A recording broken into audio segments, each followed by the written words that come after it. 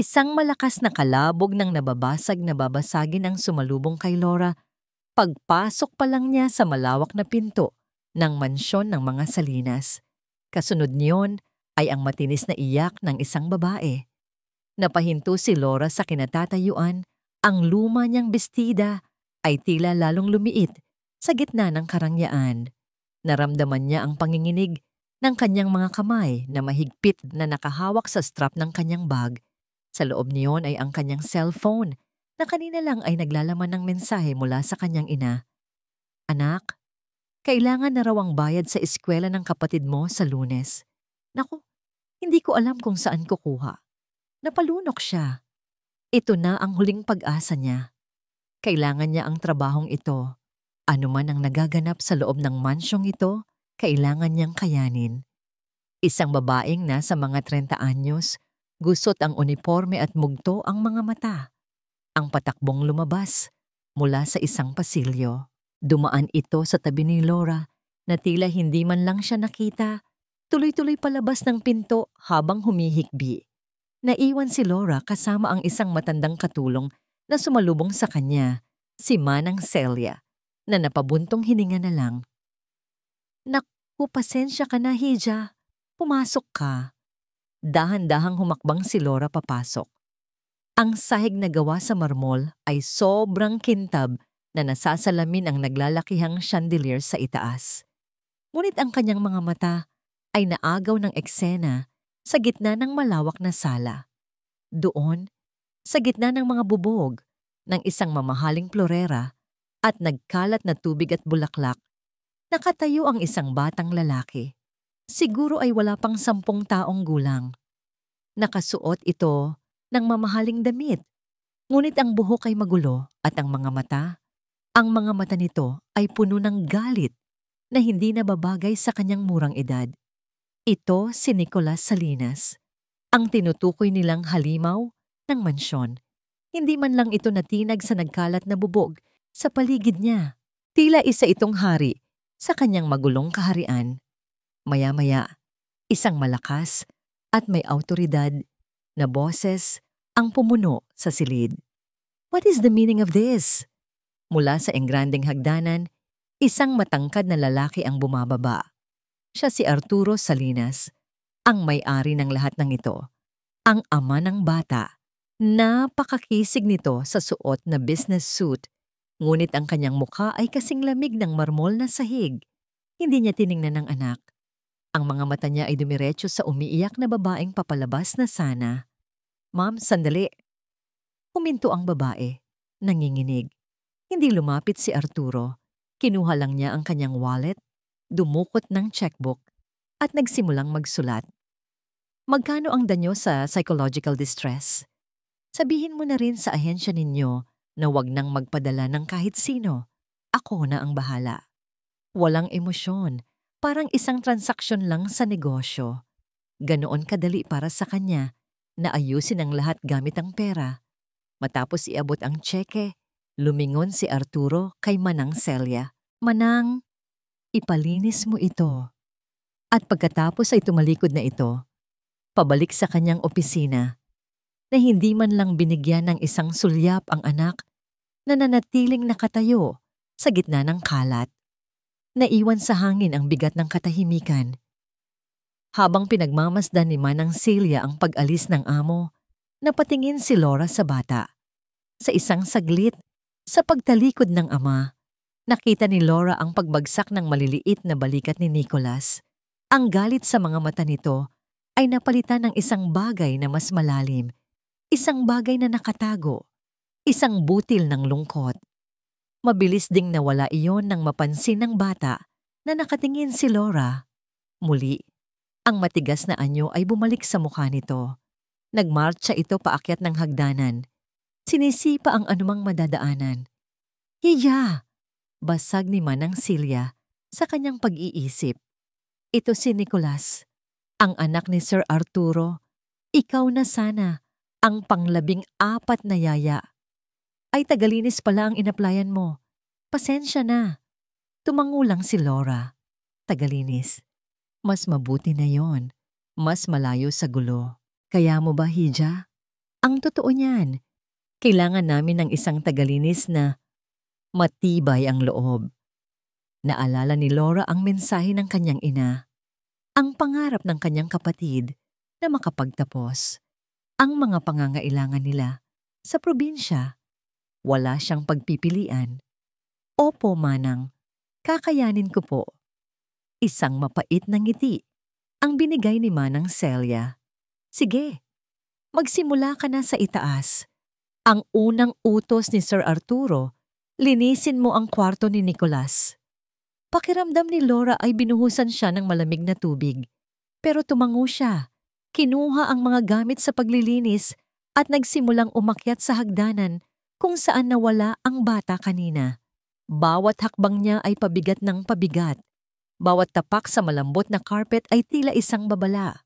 Nang marating niya ang pasilyo sa itaas, nakita niya ang isang pinto na bahagyang nakaawang. Marahil iyon ang silid ni Nicolas.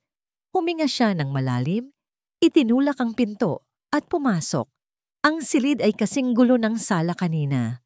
Mga laruan ay nagkalat, mga libro ay pinagpupunit. Ngunit hindi yon ang nakakuha ng kanyang atensyon. Sa may pintuan, nakaharang sa kanyang daan, ay ang bata. Nakatayo si Nicolas, nakatingin sa kanya ng masama. Sa isang kamay nito, hawak niya ang isang matulis na piraso ng bubog mula sa florerang nabasag kanina. Kumikinang ito sa ilalim ng ilaw. Itinutok nito yon sa kanya.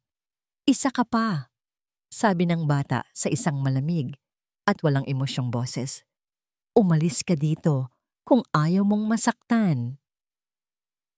Hindi sumigaw si Laura, hindi siya umatras. Ang una niyang naramdaman ay hindi takot para sa sarili, kundi para sa batang nasa harap niya. Ang kanyang mga mata ay lumipat mula sa mukha ni Nicolas patungo sa kamay nitong may hawak na bubog. Napakaliit ng kamay na yon para humawak ng ganoong klaseng galit. Baka masugatan ka dyan, Nicolas, mahinahon niyang sabi. Ang boses niya ay malumanay. Natigilan ng bata. Tila nagulat na hindi takot ang isinukli sa kanyang pananakot. Ang inaasahan niyang sigaw ay hindi dumating. Sa halip, ang babaeng nasa harap niya ay nakatingin sa kanya na may halong pag-aalala. Ilang segundo silang nagkatitigan. Si Laura, na may awa sa kanyang mga mata. Si Nicolas, na ang pagiging matigas ay unti-unting naguguluhan. Sa huli, ibinagsak ni Nicolas ang bubog sa sahig. Isang matinis na tunog ang nilikha nito nang tumama sa mamahaling tiles. Hindi pa rin nagsalita ang bata. Tinalikuran lang niya si Laura, pumasok sa kanyang silid at malakas na isinara ang pinto. Napabuntong hininga na lang si Laura. Dahan-dahan niyang pinulot ang bubog, binalot sa basahan at nagsimulang maglinis. Ang mga sumunod na araw ay naging isang laro ng pasensya. Araw-araw, may bagong pakana si Nicolas. Isang umaga, habang nagmamap si Laura sa pasilyo, lumabas ito ng kwarto at sadya niyang itinapon ang hawak na baso ng orange juice sa sahig na kalilinis lang. Hindi umimik si Laura. Kumuha lang siya ng basahan. Bago niya punasan ang sahig, lumingon siya sa bata na nakatayo at nagmamasid, tila naghihintay ng reaksyon. Baka madulas ka, sir, sabi lang niya sa malumanay na boses at nagsimulang magpunas.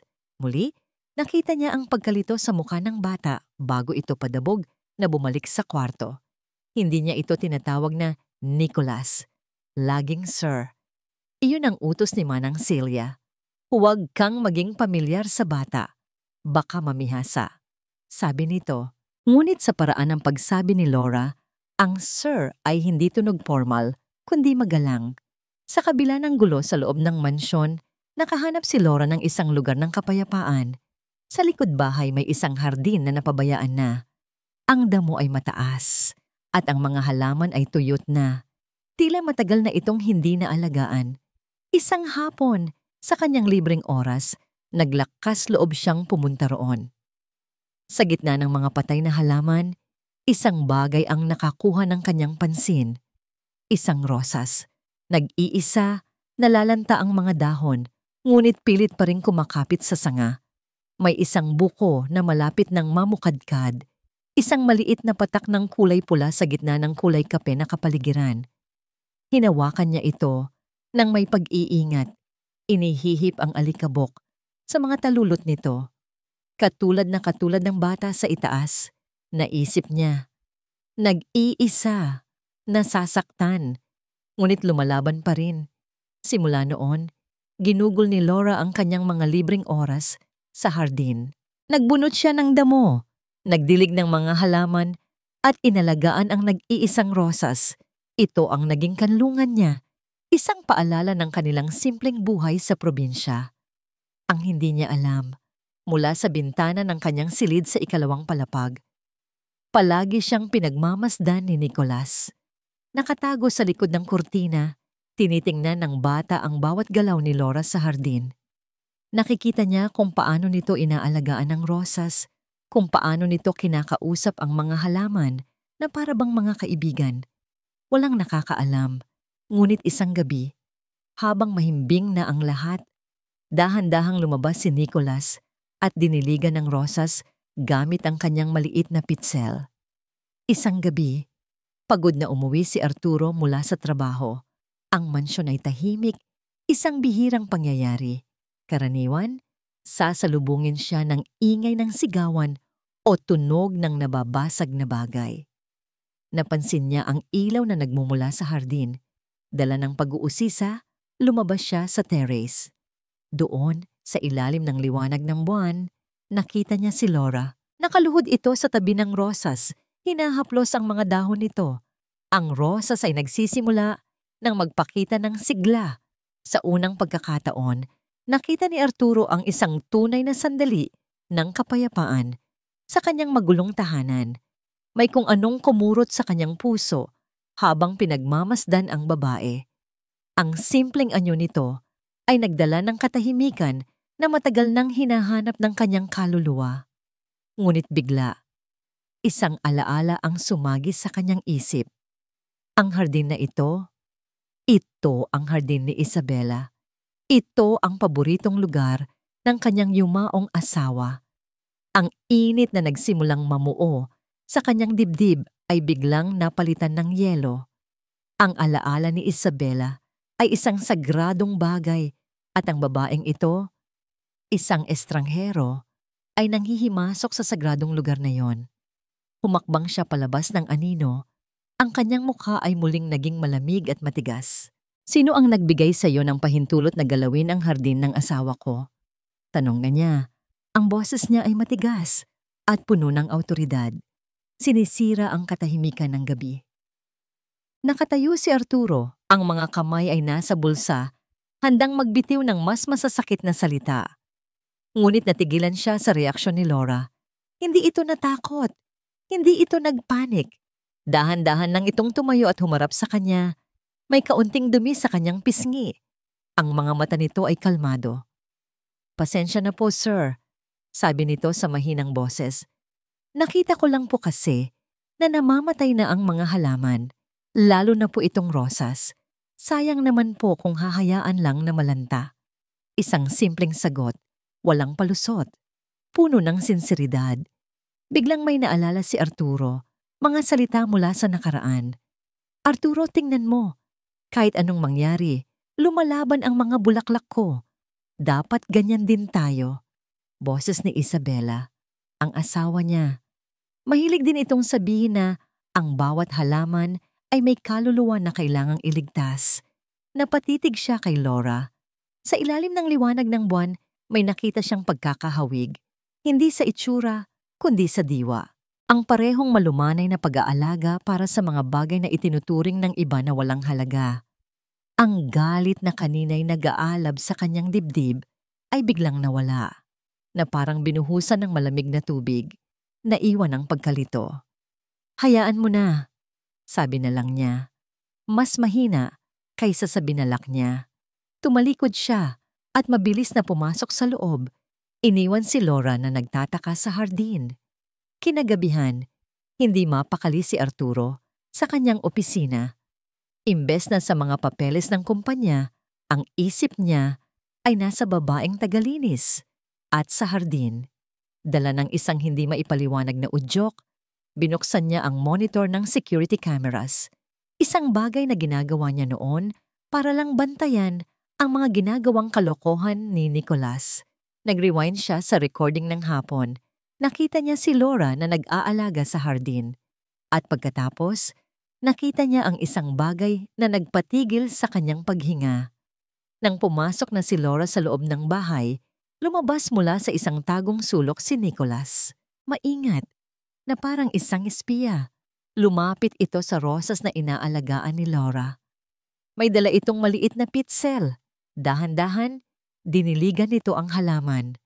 Pagkatapos ay hinaplos nito ang isang dahon, gaya ng nakita niyang ginawa ni Laura. Bago mabilis na tumakbo pabalik sa loob, napaupo ng tuwid si Arturo. Ito ang unang beses sa loob ng mahigit 1 taon na nakita niyang gumawa ng isang bagay na malumanay ang kanyang anak, hindi mapanira, hindi magulo, isang simpleng akto ng pag-aalaga. Kinabukasan, may kakaibang tensyon sa hapagkainan, kakaibang katahimikan. Si Nicholas ay nakaupo ng maayos, kumakain. Walang kutsarang lumilipad, walang basong itinatapon.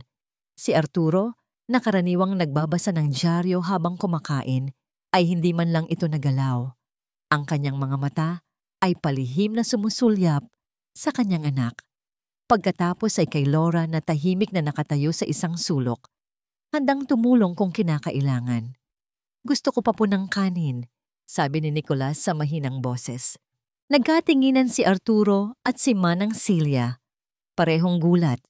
Mahigit 1 taon na nilang hindi narinig ang salitang po mula sa bibig ng bata.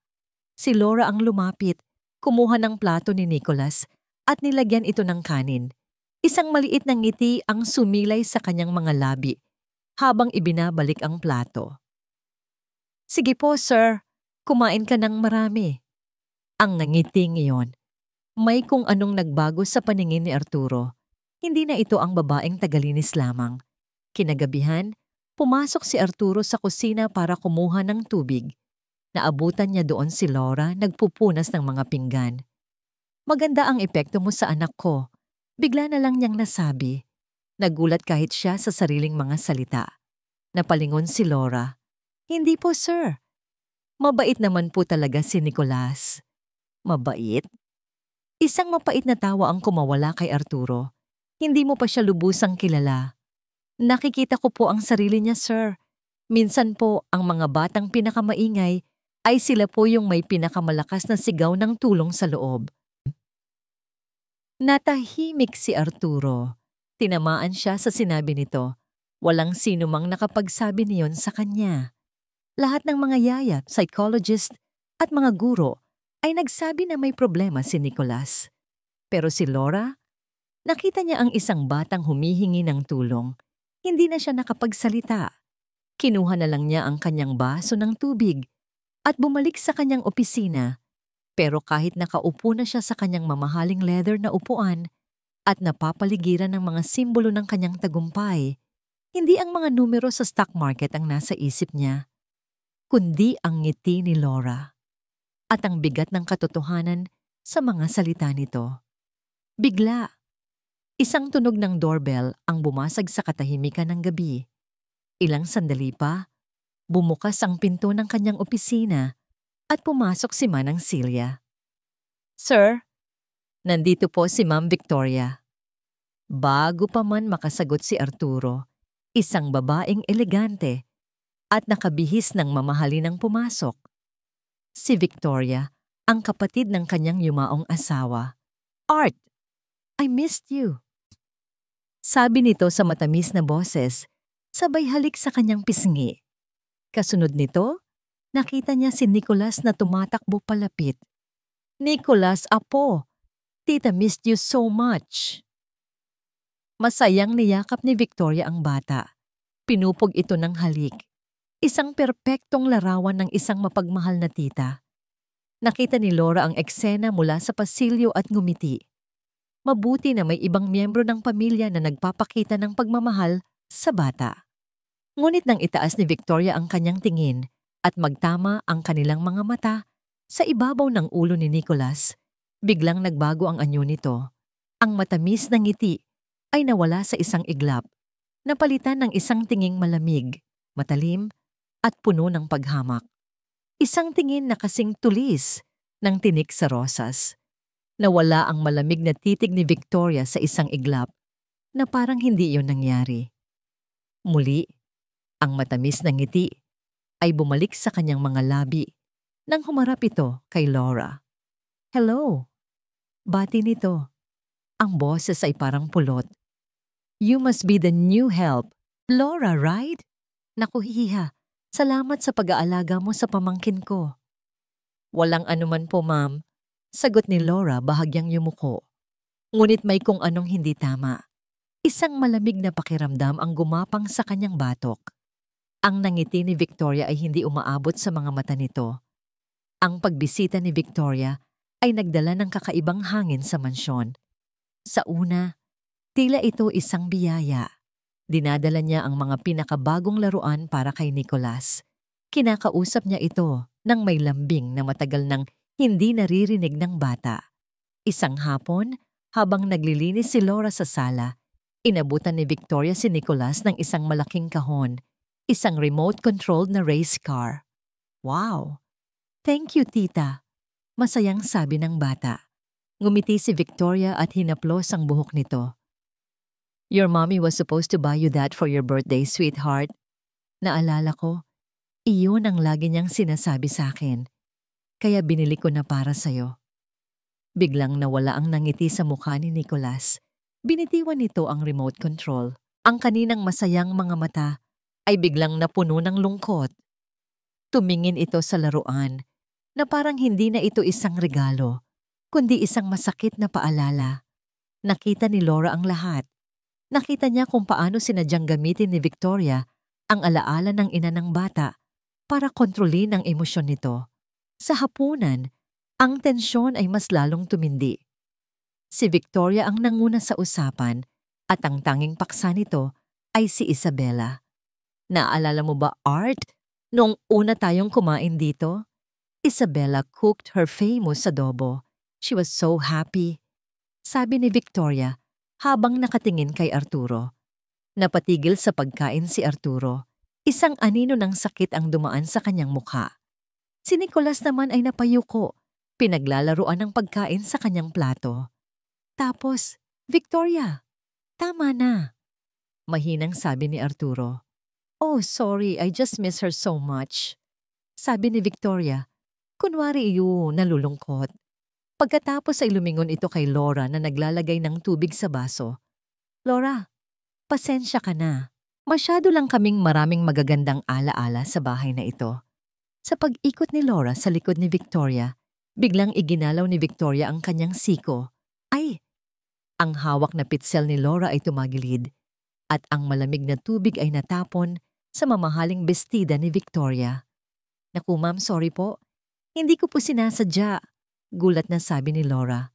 "It's okay, hiya. It's okay. Aksidente lang," sabi ni Victoria habang pinupunasan ang sarili. Ngunit ang mga mata nito na nakatingin kay Laura ay nagsasabing sinadya niya ang lahat. Nang gabing iyon, nakita ni Laura mula sa kusina sina Arturo at Victoria na nag-uusap sa terrace. Hindi niya marinig ang lahat, ngunit sapat na ang kanyang nakikita. Ang mga galaw ni Victoria ay puno ng pag-aalala. Ang mukha ni Arturo ay puno ng pag-aalala. Narinig niya ang ilang salita na inanod ng hangin. "Good woman, Art," sabi ni Victoria. Pero sana alam niya ang lugar niya. Baka umasa si Nicholas na magkaroon ulit siya ng ina. Kinabukasan, naramdaman agad ni Laura ang epekto ng laso ni Victoria.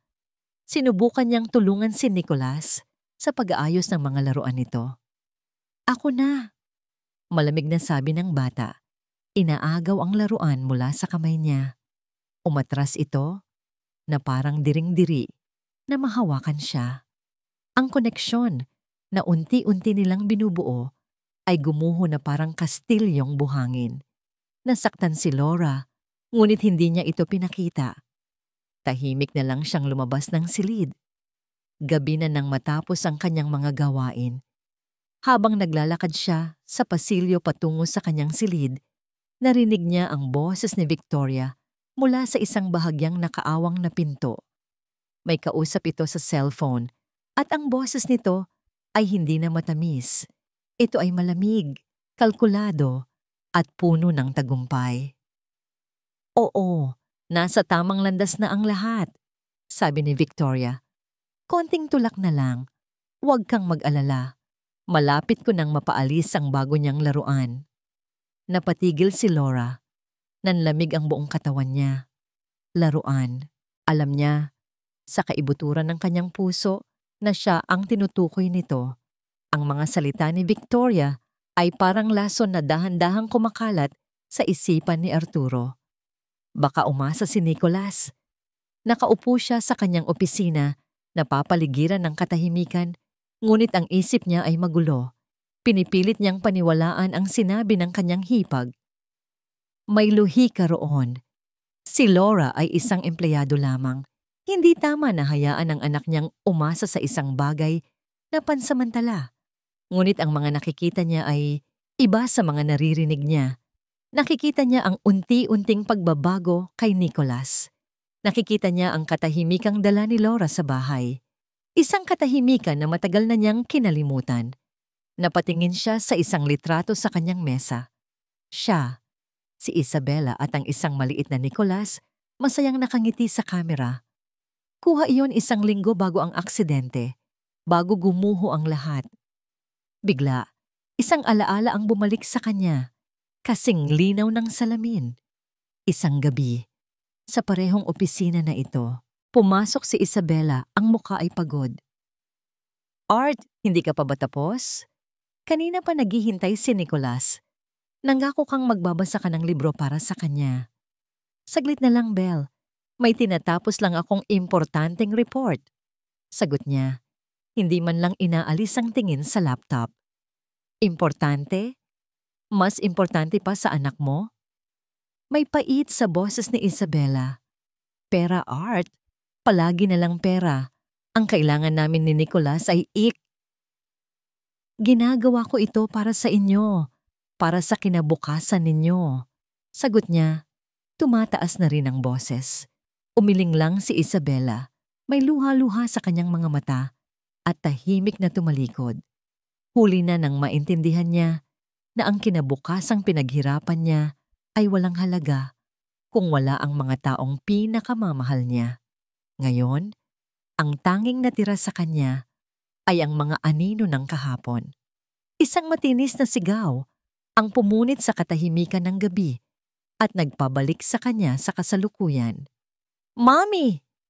Galing iyon sa silid ni Nicholas. Mabilis na napatayo si Arturo at tumakbo palabas ng opisina. Pagdating niya sa tapat ng pinto ng kwarto ng anak, narinig niya ang mga hikbi at sigaw nito. Mommy, wag mo akong iwan! Hinawakan niya ang doorknob, handang pumasok.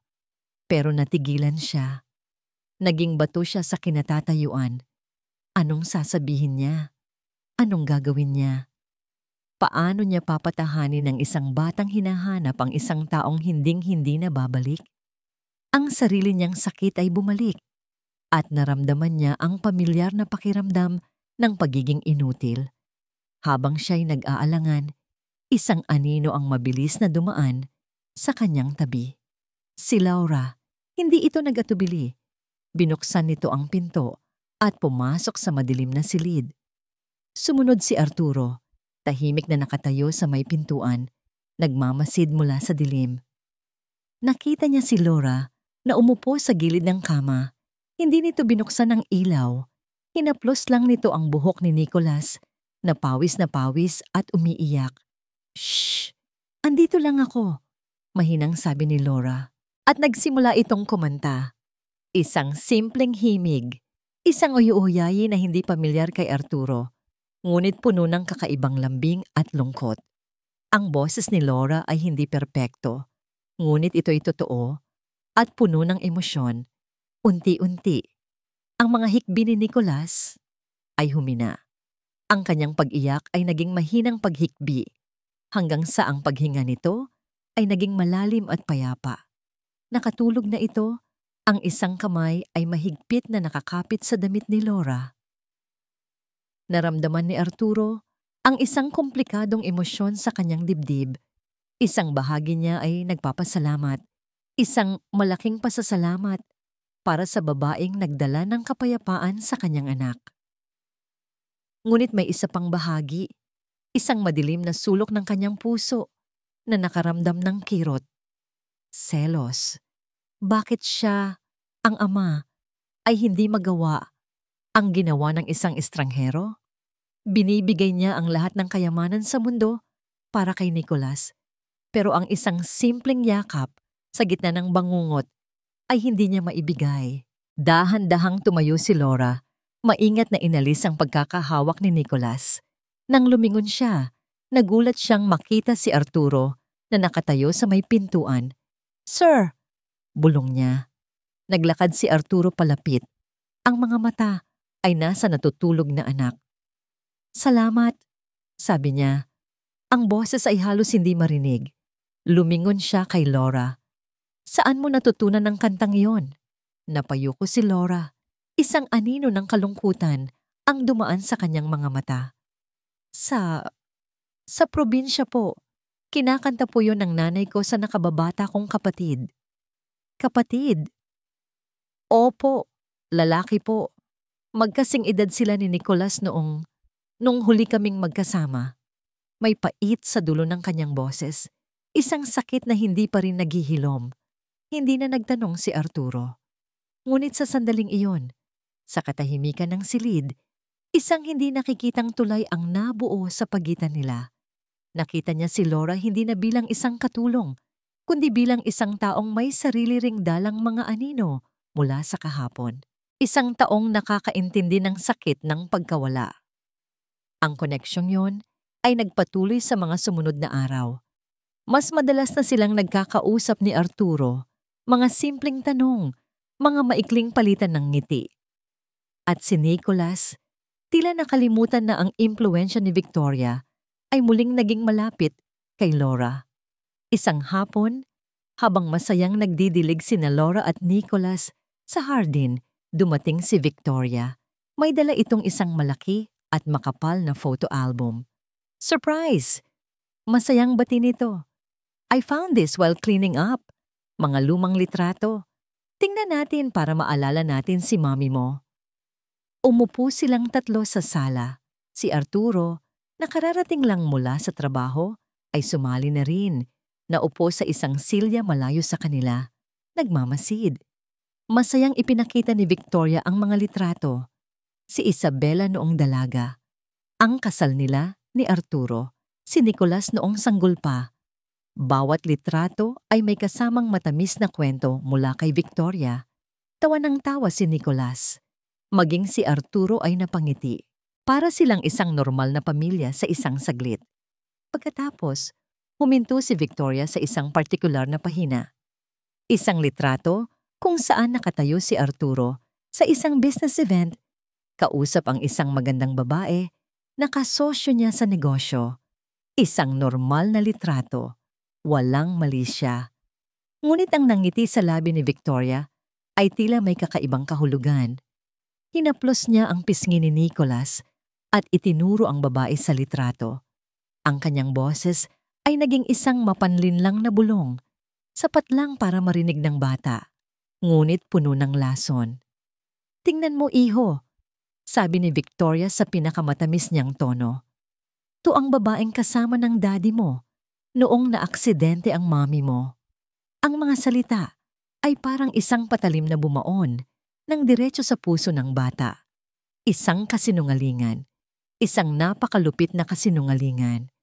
Nasa ibang bansa si Arturo noong araw na yon para sa isang business conference, isang katotohanang alam na alam ni Victoria. Ngunit hindi iyon ang narinig ni Nicholas. Ang narinig niya ay isang hatol. Ang nangiti sa mukha ni Nicholas ay naglaho na parang bula. Ang kanyang mga mata ay nanlaki. Puno ng pagkalito, sakit, at isang bagong damdamin na ngayon lang nakita ni Laura sa kanya. Pagtataksil. Tumingin siya sa kanyang ama, na walang kamalay-malay na nakatingin sa labas ng bintana, nawala sa sariling pag-iisip. Pagkatapos ay tumingin siya sa litrato, at sa isip ng isang 8 taong gulang na bata, ang kasinungalingan ay naging katotohanan. Si Daddy ay may kasamang ibang babae. Si Daddy ang dahilan kung bakit wala na si Mommy. Iyon ang simula ng bagong bagyo. Ang hangin sa sala ay biglang naging mabigat at mahirap hingahan. Mula sa kinatatayuan niya sa sulok, nakita ni Laura ang pagbabago sa buong anyo ni Nicholas. Ang kaninang sigla sa kanyang mga mata ay namatay. Napalitan ng isang madilim na apoy. Para siyang isang bulkan na nag-ipon ng galit sa loob ng maraming taon at ngayon ay sasabog na. Binitiwan ni Nicholas ang photo album. Kumalat ang mga lumang litrato sa sahig. Sinungaling? Bulong ng bata. Anong sabi mo, iho? Tanong ni Victoria. Ang kanyang mukha ay isang perpektong maskara ng pagka-inosente. Ngunit hindi si Victoria ang tiningnan ni Nicholas. Ang kanyang mga mata, puno ng sakit at galit, ay nakatutok sa kanyang ama. Sinunggaling! Sigaw niya. Ang boses ay basag at puno ng pait. Tumayo siya. Ang maliliit niyang mga kamao ay nakakuyom. Pinabayaan mo si Mommy. May kasama kang iba. Kaya siya namatay. Natigilan si Arturo. Napatingin siya mula sa bintana. Ang muka ay puno ng pagkalito. Nicholas, what are you talking about? Huwag mo akong hawakan. Sigaw ng bata nang subukan siyang lapitan ni Arturo. I hate you. I hate you. Sa isang iglap, tumakbo si Nicholas. Hindi pa akyat sa kanyang silid, kundi palabas, patungo sa pinto ng hardin na nakabukas, patungo sa direksyon ng swimming pool. Nicholas! Sigaw ni Arturo, natataranta. Ngunit si Laura ang unang kumilos. Ang kanyang puso ay kumabog ng mabilis. Isang pamilyar na takot ang bumalot sa kanya. Ang takot na nakita niya sa bangungot tungkol sa kanyang kapatid. Binitawan niya ang hawak na tray at tumakbo para habulin ang bata.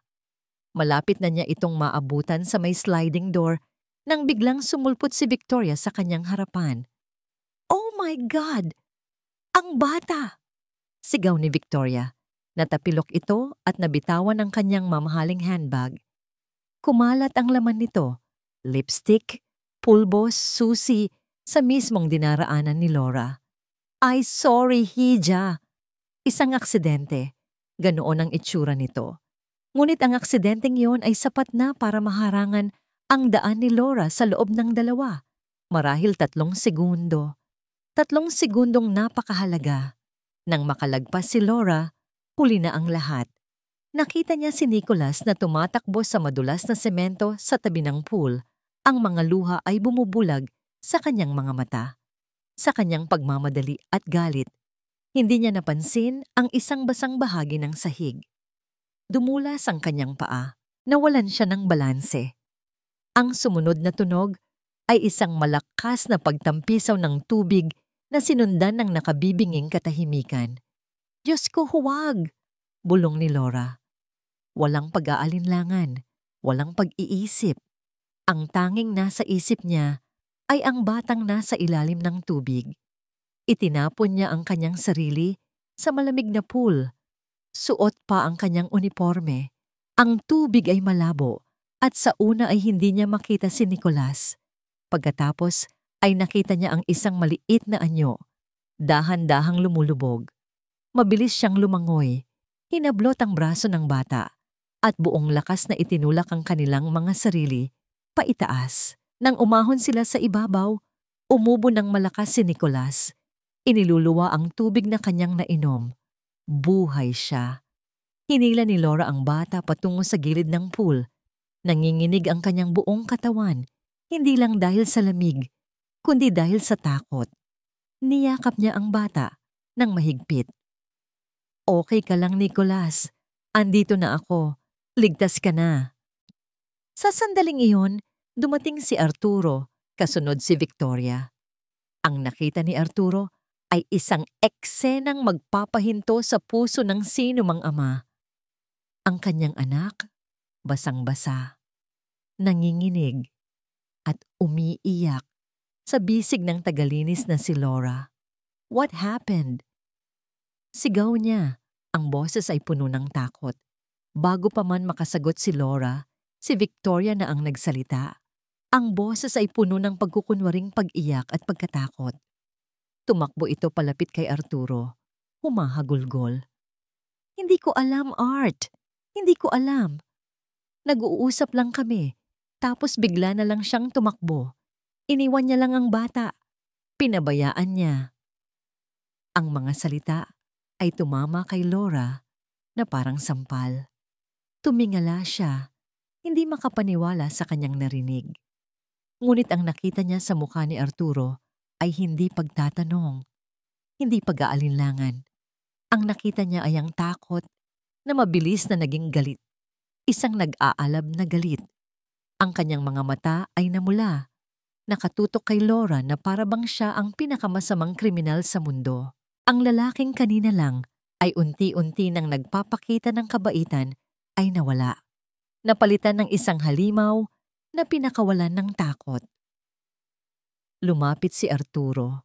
Kinuha ang nanginginig na si Nicolas mula sa mga braso ni Laura. Tiningnan niya si Laura ng may pandidiri. Get out of my house! Sigaw niya. Ang boses ay dumadagundong sa buong paligid. You're fired! Ang mga salita ni Arturo ay parang isang malakas na sampal na hindi naramdaman ni Laura sa kanyang pisngi, kundi sa kanyang kaluluwa. You're fired! Umalingaw-ngaw ang mga salitang iyon sa kanyang tainga habang nakatingin siya sa galit na mukha ni Arturo.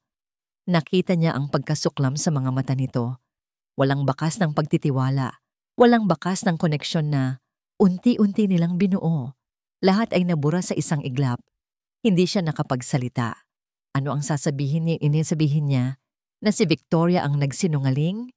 Na sinadya siyang harangan? Sino ang maniniwala sa isang simpleng tagalinis laban sa kapatid ng yumaong asawa? Si Manang Celia ang nag-abot sa kanya ng tuwalya. Ang mga mata nito ay puno ng awa. Hija, magpalit ka na at baka magkasakit ka. Bulong nito. Parang isang robot, sumunod si Laura. Naglakad siya pabalik sa loob ng mansyon, tumutulo ang tubig mula sa kanyang damit at buhok, lumilikha ng mga maliliit na bakas sa nagniningning na sahig. Bawat hakbang ay isang milya ang bigat. Ang bawat sulyap mula sa ibang mga katulong ay parang isang kutsilyo na tumutusok sa kanyang likod. Sa kanyang maliit na silid, nagsimula siyang mag-impake.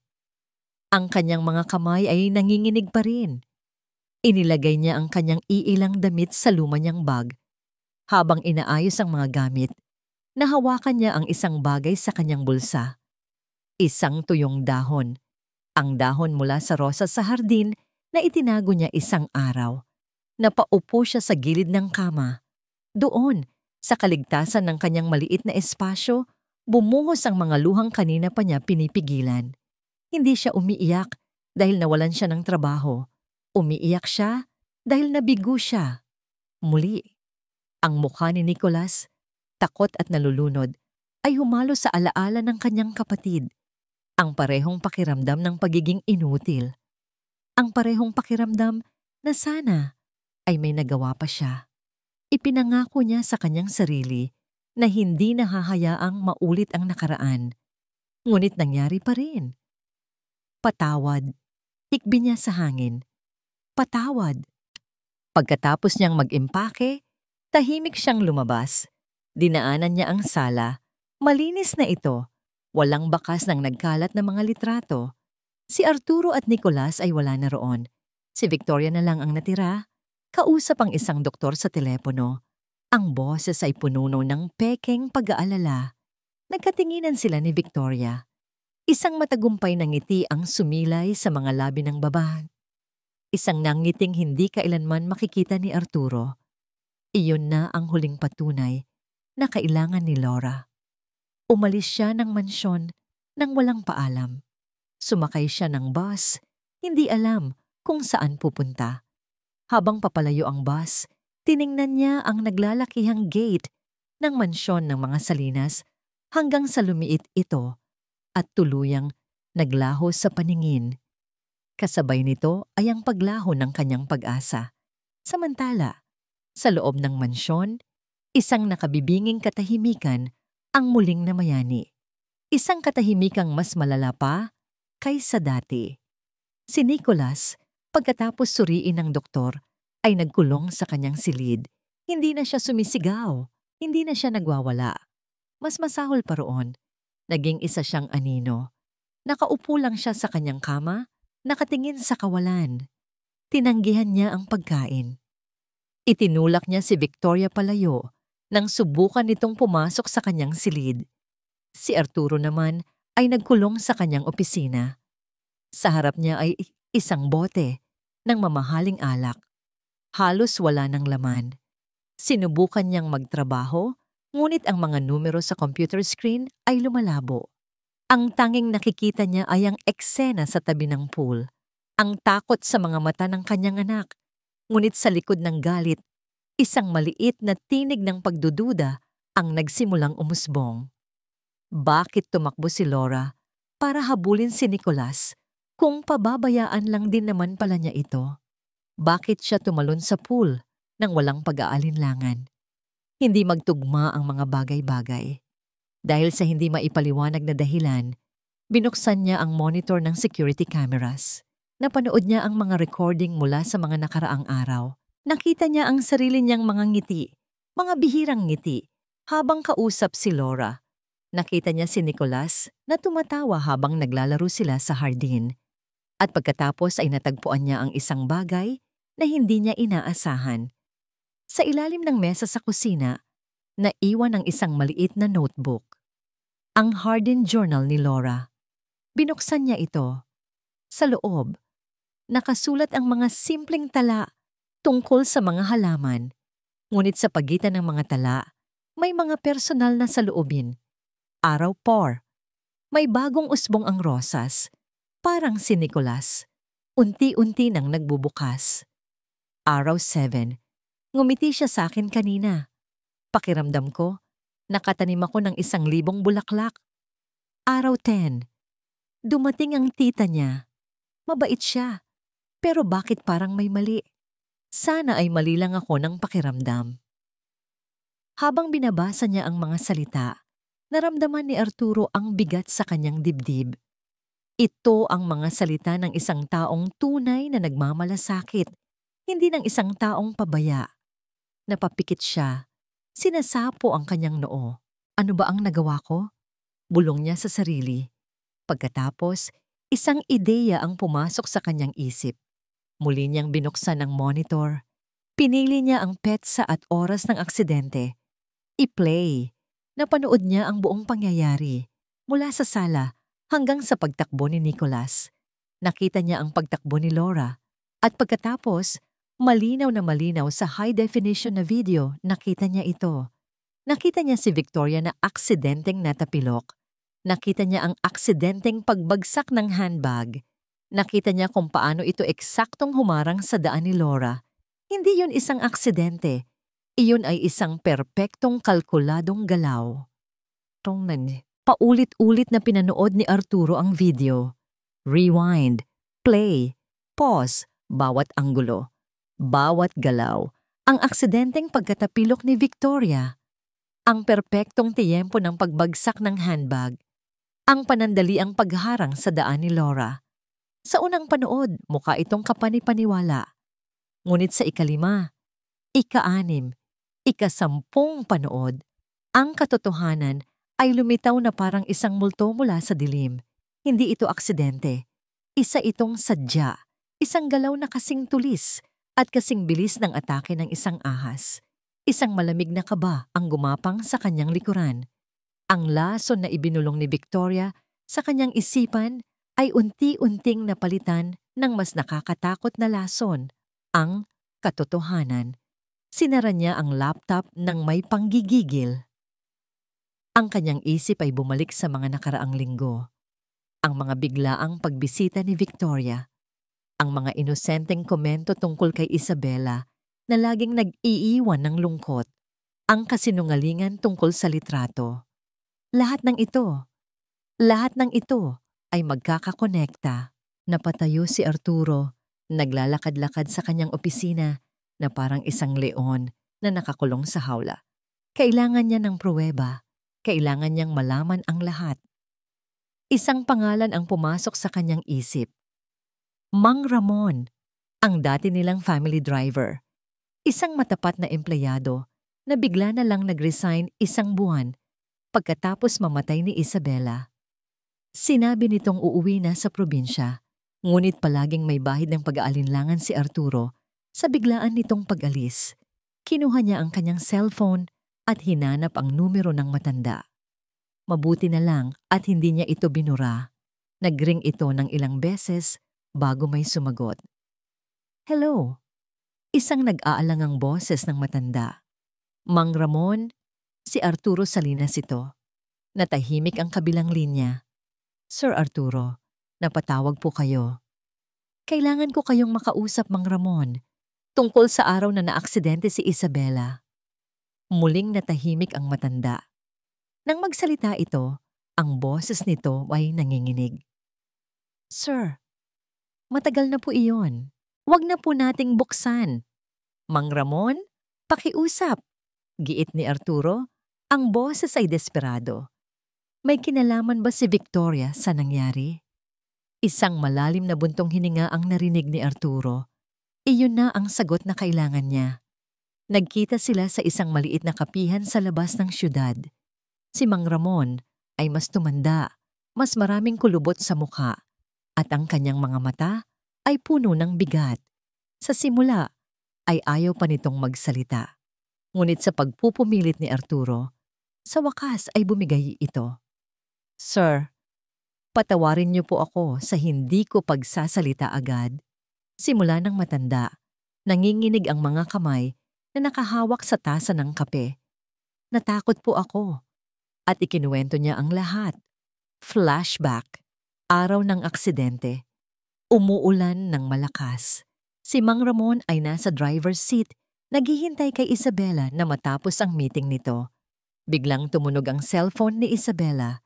Si Victoria ang nasa kabilang linya. Hindi marinig ni Mang Ramon ang buong usapan, ngunit nakita niya ang pagbabago sa mukha ng kanyang amo. Mula sa pagiging kalmado, naging balisa ito. Pagkatapos ay nataranta. Ano? Sigurado ka ba, Vic? Nasaan siya? Papunta na ako. Pagkababa ng telepono, humarap si Isabela sa driver. Ang mga mata ay luhaan. Mang Ramon, bilisan niyo. Kailangan nating pumunta sa St. Luke's. Si Art, na aksidente daw. Isang kasinungalingan. Nasa Singapore si Arturo noon, pero sa estado ng pag-iisip ni Isabela, hindi na nito nagawang mag-isip ng malinaw. Ang tanging alam niya ay nasa panganib ang kanyang asawa. Dahil sa pagmamadali, sa madulas na kalsada at sa malakas na ulan, nawalan ng kontrol si Isabela sa manibela. Ang sumunod na nangyari ay isang bangungot. Natapos ang kwento ni Mang Ramon. Napayuko ito umiiyak. Sinabi po sa akin ni Ma'am Victoria na manahimik na lang ako, sir. Binigyan niya ako ng pera. Sabi niya, para na rin sa kapayapaan ng lahat. Pero gabi-gabi, binabangungot po ako, sir. Patawad. Hindi makapagsalita si Arturo. Ang hangin ay tila nawala sa kanyang mga baga. Hindi aksidente ang pagkamatay ni Isabela. Ito ay pinlano, isinagawa. Si Victoria, ang sarili niyang hipag, ang babaeng itinuring niyang pamilya, ang pumatay sa kanyang asawa. Ang sakit at galit ay sumabog sa kanyang dibdib. Napakalakas, na halos hindi niya makayanan. Ngayon, naiintindihan na niya ang lahat. Ang pagmamanipula kay Nicholas, ang pagsira sa relasyon nila ni Laura, lahat ay bahagi ng isang mahaba at malupit na paghihiganti. Gusto ni Victoria na maranasan niya ang parehong sakit na idinulot niya raw kay Isabela. Gusto niyang wasakin ang lahat ng mahalaga kay Arturo. Nagmaneho siya pauwi na parang isang taong wala sa sarili. Pumasok siya sa mansyon, dumaan sa sala, at umakyat sa kwarto ng kanyang anak. Dahan-dahan niyang binuksan ang pinto. Si Nicholas ay mahimbing na natutulog, ngunit kahit sa pagtulog, may bakas ng lungkot sa mukha nito. Umupo si Arturo sa gilid ng kama. Pinagmasdan niya ang kanyang anak, ang nag-iisang kayamanan na natitira sa kanya. At sa tabi nito, nakita niya ang isa pang anino. Ang anino ni Laura. Ang babaeng tunay na nagmalasakit. Ang babaeng nag-iisang nakakita sa sakit ng kanyang anak. Ang babaeng itinaboy niya ng walang awa. Isang matinding pagsisisi ang bumalot sa kanyang puso. Mas masakit pa kaysa sa galit. Sinira niya ang tiwala ng kanyang anak. Sinaktan niya ang nag-iisang taong sumubok na buuin sila. Tumayo si Arturo, puno ng isang bagong determinasyon. Tapos na ang pagiging bulag niya. Tapos na ang pagtakas niya sa katotohanan. Oras na para harapin ang lahat. Bumaba siya, dumiretso sa kanyang opisina at kinuha ang isang maliit na voice recorder mula sa kanyang drawer. Inilagay niya ito sa kanyang bulsa. Pagkatapos, pumunta siya sa sala, umupo sa sofa at hinintay ang pag-uwi ni Victoria mula sa pamimili nito. Ilang sandali pa, bumukas ang pinto at pumasok si Victoria. May dalang mga paper bag mula sa mga mamahaling butik. Art, you're home early. Masayang bati nito. Tingnan mo, binilhan ko si Nicholas ng bagong damit. Hindi ngumiti si Arturo. Ang kanyang mukha ay seryoso at malamig na parang bato. Itinuro niya ang sofa sa tapat niya. Maupo ka, Victoria. Naramdaman ni Victoria ang pagbabago sa tono ng pananalita nito. Dahan-dahan, ibinaba niya ang kanyang mga pinamili. May problema ba? Kalmadong inilabas ni Arturo ang kanyang cellphone at pinindot ang play sa isang audio file. Isang boses ng matandang lalaki ang pumuno sa silid. Ang boses ni Mang Ramon na ikinukwento ang lahat. Ang kulay sa mukha ni Victoria ay unti-unting nawala. Nang matapos ang recording, pinatay ito ni Arturo. Tumingin siya ng diretso sa mga mata ng kanyang hipag. Let's talk about my wife's death, Victoria. Sabi niya. Ang boses ay kalmado ngunit puno ng pang. Ang katahimikan sa sala ay naging kasing bigat ng tingga. Ang recording mula sa cellphone ni Arturo ay huminto na. Ngunit ang mga salita ni Mang Ramon ay tila nanatili sa hangin. Mga multong nag-aakusa. Si Victoria, sa unang pagkakataon, ay nawalan ng kanyang perpektong pagkakalma. Isang anino ng gulat at takot ang gumuhit sa kanyang mukha. Ngunit mabilis niya itong pinalitan ng isang tawa. Isang tawang pilit at nanginginig. Arturo, ano ba ito? Isang palabas, sabi niya. Sinusubukang ibalik ang kanyang kumpiyansa. Ang matandang iyon, malamang binayaran mo para siraan ako. Hindi ba't ako ang tumulong sa'yo? Ako ang nag-alaga sa pamangkin ko habang wala ka. Hindi kumibo si Arturo. Hahayaan niya itong ilabas ang lahat ng kanyang kasinungalingan. At yung sa pool, aksidente yon. Nakita mo, lahat tayo ay nagpanik. Patuloy ni Victoria. Tumataas na ang boses. Kalmado pa ring umiling si Arturo. Hindi lahat, Victoria. Dahil ikaw, hindi ka nagpanik. Kalkulado mo ang lahat. Binuksan niya ang kanyang laptop na nasa center table at ipinlay ang isa pang video, ang security footage ng nangyari sa pool. Ipinakita niya ito sa slow motion. Ang aksidenteng pagkatapilok, ang pagbagsak ng handbag na eksaktong humarang sa daan ni Laura. Ipaliwanag mo ito sa akin, Victoria, ang perpektong tiyempo. Doon na gumuho ang lahat ng depensa ni Victoria. Wala na siyang masabi. Ang video ay isang ebidensyang hindi maitatanggi. Ang kanyang mga mata ay nanlisik. Ang kanyang mukha ay nagbago. Ang maskara ng isang mapagmahal na tita ay tuluyang nalaglag at lumabas ang tunay na anyo sa ilalim nito. Isang mukhang puno ng galit at inggit na naipon sa loob ng maraming taon. Oo, sigaw niya. Ang boses ay matinis at puno ng lason. Oo, ako nga. At nararapat lang sa'yo iyan. Napatayo siya, nanginginig sa galit. Anong alam mo, Arturo? Palagi na lang si Isabela. Si Isabela ang maganda. Si Isabela ang matalino. Si Isabela ang nakakuha ng lahat. Ang kayamanan, ang magandang buhay. At ikaw, at anong ginawa mo? Pinabayaan mo siya. Lumapit siya kay Arturo. Dinuduro ito. Nakalimutan mo na ba ang mga gabing umiiyak siya dahil mas pinipili mo ang trabaho mo? Ang mga kaarawan na mag-isa lang siyang naghihintay sa'yo? Ginawa mo siyang miserable. Pinatay mo ang kapatid ko ng dahan-dahan. Kaya oo, tinawagan ko siya. Nagsinungaling ako na naaksidente ka para maramdaman mo kung paano siya mag-alala. Hindi ko alam na mamamatay siya, pero marahil iyon ang mas mabuti dahil hindi kanya karapat-dapat.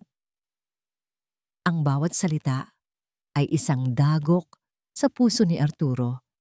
Hindi dahil sa akusasyon, kundi dahil sa katotohanan sa likod nito. At ikaw at ang anak mo, patuloy ni Victoria, ang tingin ay parang apoy.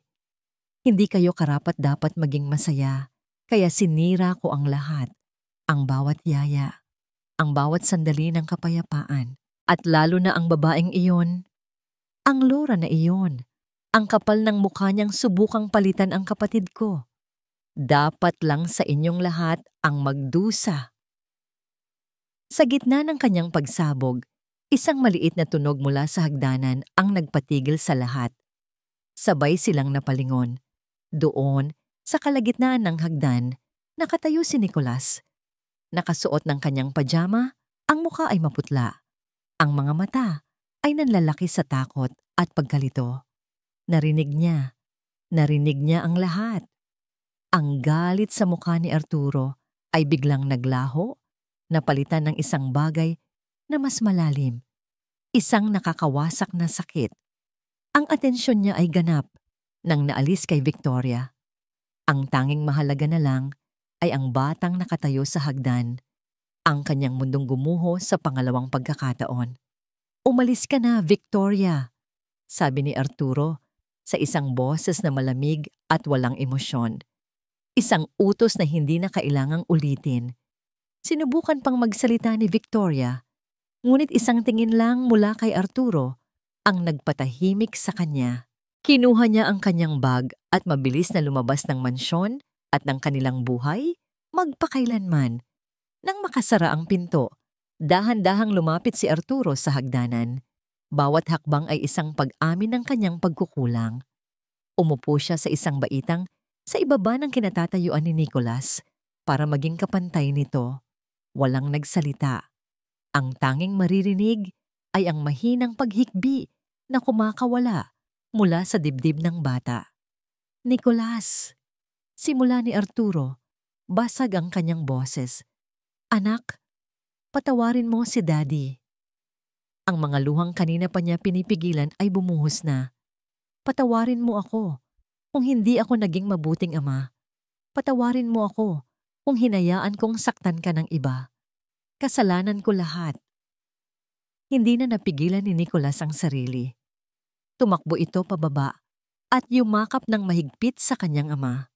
Doon, sa gitna ng malawak at malamig na mansyon, sa unang pagkakataon, nag-iyakan ang mag-ama. Hindi na bilang isang CEO at isang problemang anak, kundi bilang dalawang taong nasaktan, dalawang taong nagmamahalan, na sabay na hinarap ang kanilang sakit. Niyakap ni Arturo ang kanyang anak, na para bang ito na ang huling pagkakataon. Hinayaan niyang ilabas ang lahat ng sakit, lahat ng pagsisisi, lahat ng pagmamahal na matagal na niyang ikinulong sa kanyang puso. Nang humupa na ang kanilang mga iyak, Nanatili silang magkayakap. Ang katahimikan ngayon ay hindi na mabigat, kundi puno ng isang bagong pag-unawa. Humiwalay ng bahagya si Nicolas sa pagkakayakap. Tumingala ito sa kanyang ama. Ang mga mata ay mugto pa rin, ngunit may bagong liwanag ng pag-asa. "Daddy!" tanong niya sa isang nanginginig na boses. "Pwede po ba nating hanapin si Laura?" Nganib. "And this time, I want the truth." Maingay at magulo ang bus terminal. Ang amoy ng usok, pawis at pagkain ay nagahalo sa hangin. Para kay Laura, ang lahat ng yon ay parang isang panaginip na malayo. Nakaupo siya sa isang matigas na upuang plastik. Hawak ang isang tiket na patungo sa probinsya. Isang tiket, pabalik sa dati niyang buhay. Isang anunsyo mula sa speaker ang nagpabalik sa kanya sa realidad. Malapit nang umalis ang bus niya, napabuntong hininga siya. Ito na siguro ang katapusan, isang kabiguan. Muli, tumakas siya. Tumakas siya mula sa isang batang kailangan siya. Tulad ng pagtakas niya sa alaala ng kanyang kapatid. Tumayo siya. Hinila ang kanyang lumang bag. Habang naglalakad siya patungo sa pila, isang pamilyar na boses ang pumunit sa ingay ng terminal. Isang maliit na boses, puno ng pag-asa at takot. "Laura!" Napahinto si Laura. Lumingon siya, ngunit wala siyang makita sa dami ng tao. Guni-guni lang siguro, sabi niya sa sarili. Isang panlilin lang ng kanyang pagod na isip. Ihahakbang na sana niya muli ang kanyang paa nang marinig niya ito ulit. Mas malakas, mas malapit. "Laura!" At pagkatapos ay isang boses na mas malalim, mas desperado. "Laura, sandali!" Mula sa dagat ng mga tao, isang figura ang tumatakbo palapit sa kanya. Isang maliit na batang lalaki. Kasunod nito ay isang matangkad na lalaki. Ang suot na business suit ay gusot na at ang buhok ay magulo. Si Nicolas at si Arturo. Bago pa man makapag-react si Laura, naramdaman na niya ang isang maliit na katawan na yumakap nang mahigpit sa kanyang mga binti. Napatingin siya sa ibaba. Si Nicolas, ang mukha ay basang-basa ng luha, nakatingin sa kanya. "Sorry po," hikbi ng bata. "Huwag ka pong umalis. Sorry po, Laura." Ang salitang po at ang pangalan niya, hindi na sir, hindi na ikaw, ay parang isang susi na nagbukas sa puso ni Laura. Lumuhod siya at niyakap pabalik ang bata. Ang lahat ng bigat, lahat ng sakit ay tila gumaan. Hindi na mahalaga ang trabaho. Ang mahalaga ay ang batang ito na sa wakas ay natutong humingi ng tawad at magpakita ng totoong nararamdaman. Nang itaas niya ang kanyang tingin, nakatayo na sa harap niya si Arturo. Ang anyo nito ay malayo sa malamig at dominanteng CEO na una niyang nakilala. Ang mga mata nito ay puno ng pagsisisi at isang emosyon na hindi pa niya nakikita rito dati. "Laura," sabi ni Arturo. Ang boses ay mababa at nanginginig. "Patawarin mo ako." Umiling si Laura. "Okay lang po, sir. Naiintindihan ko po."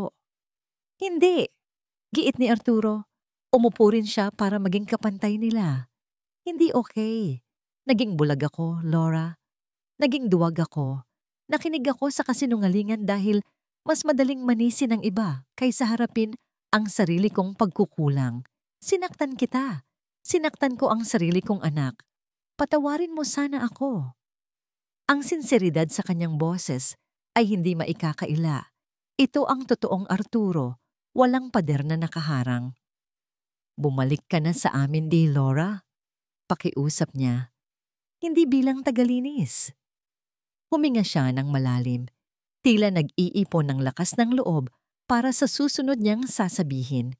Hinawakan niya ang kamay ni Laura. "Bumalik ka bilang ikaw. Dahil kailangan ka namin.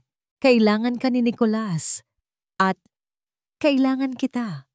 Ang huling dalawang salita ay isang bulong. Isang pag-amin na nagpainit sa buong pagkatao ni Laura. Tiningnan niya si Arturo. Pagkatapos ay si Nicholas na nakayakap pa rin sa kanya. Nakita niya sa kanilang mga mata ang isang pamilyang wasak na dahan-dahang sinusubukang buuin muli ang kanilang mga sarili. At sa kaibuturan ng kanyang puso, alam niya na may isang piraso na para sa kanya, sa pamilyang yon. Tumango siya at isang namangiti sa unang pagkakataon sa loob ng maraming araw ang sumilay sa kanyang mga labi. Ang huling eksena ay hindi sa maingay na bus terminal, kundi sa tahimik at payapang hardin ng mga salinas. Ang araw ay papalubog na, nagbibigay ng isang ginintuang liwanag sa paligid. Ang mga tuyot na halaman ay napalitan na ng mga bagong tanim. Si Nicholas, na may hawak na maliit na pandilig, ay masayang nagdidilig ng mga bagong bulaklak, humuhuni ng kantang itinuro sa kanya ni Laura. Sa gitna ng hardin, magkatabing nakaluhod sina Arturo at Laura, nagtatanim ng isang bagong usbong ng rosas. Nagtama ang kanilang mga kamay sa ilalim ng lupa at hindi na nila ito binitiwan. Tiningnan ni Arturo si Laura. Ang kanyang mga mata ay puno ng pasasalamat at pagmamahal na hindi na kailangang bigkasin. Pinagmasdan nila si Nicholas na ngayon ay tumatawa habang hinahabol ang isang paru-paro. Ang mansyon na dating isang malamig na palasyo ng kalungkutan ay naging isang tahanan. Hinigpitan ni Arturo ang hawak sa kamay ni Laura. "Salamat sa pagdating mo sa buhay namin," bulong niya. At sa ilalim ng papalubog na araw, sa kanilang bagong hardin, nagsimula ang lahat.